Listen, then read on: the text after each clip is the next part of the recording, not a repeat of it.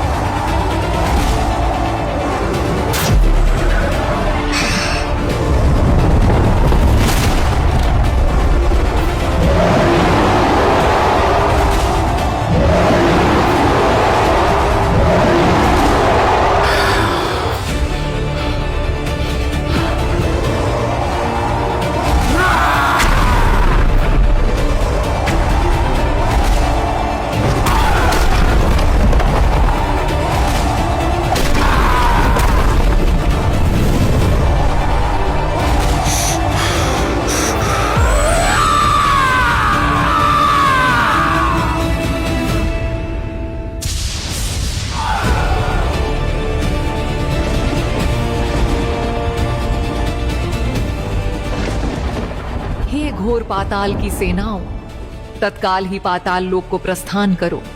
मैं पृथ्वी से असुरों को शून्य करना नहीं चाहती, क्योंकि तुम सब भी मेरी संतान हो।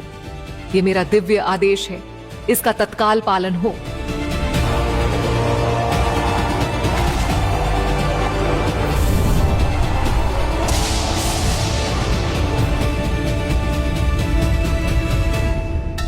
हे नारायण, अब इस महाविनाश को रोकने की सामर्थ्य केवल आप में ही है।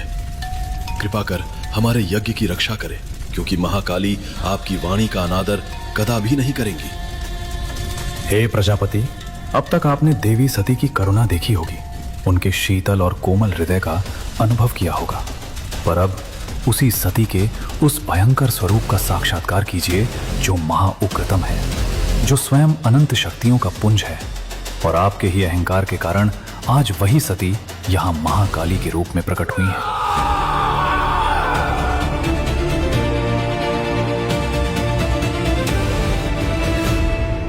तो इसका अर्थ यह हुआ कि महाकाली ही सती है। तब मेरी पुत्री अवश्य ही मुझे क्षमा करेगी। नारायण, अब हमारा कार्य और भी सुगम हो गया है। आप केवल उस नश्वर देह के पिता हैं जो अब नष्ट हो चुकी है।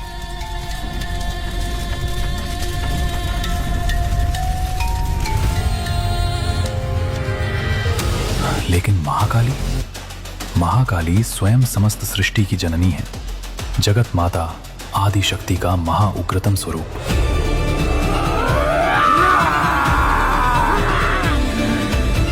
हे नारायण, मुझे तो बस इतना ज्ञात है कि जब सृष्टि के पालनकर्ता स्वयं उपस्थित हो, तो इस पवित्र यज्ञ की रक्षा का दायित्व भी उन्हीं का बनता है।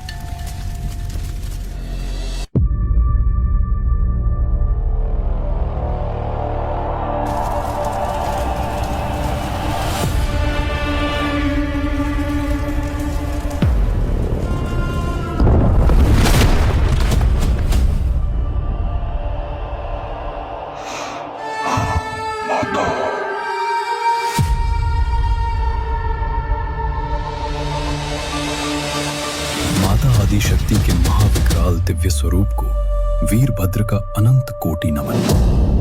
हे पुत्र वीरभद्र, जाओ और शिव के कार्य को अति शीघ्र पूर्ण करो। विजयी भव मेरे पुत्र।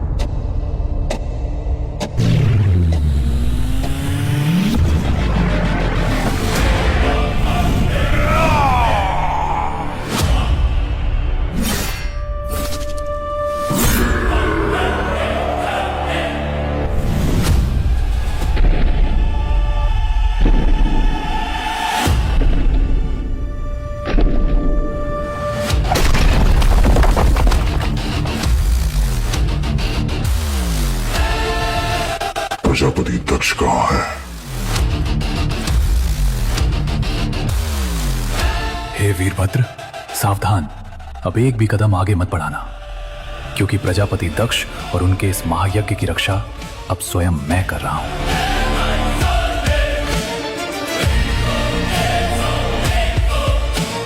महादेव का आदेश है, और वीरभद्र जब आदेश लेकर आता है तो यज्ञ नहीं बचते, राज नहीं बचते, सिर्फ विनाश की राख बचती है।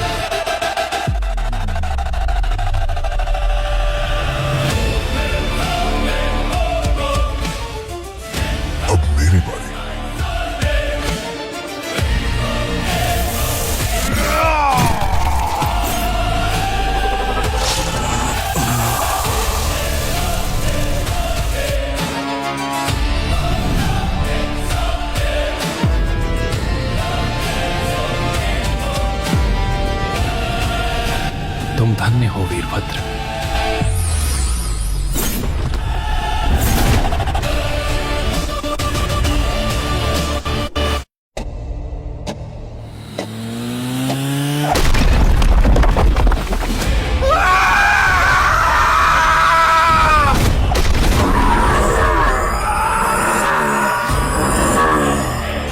सुना है अभिमान सदैव सवार रहता है तेरे सिर पे, पर कोई बात नहीं, अब ये सिर ही नहीं रहेगा अभिमान करने को।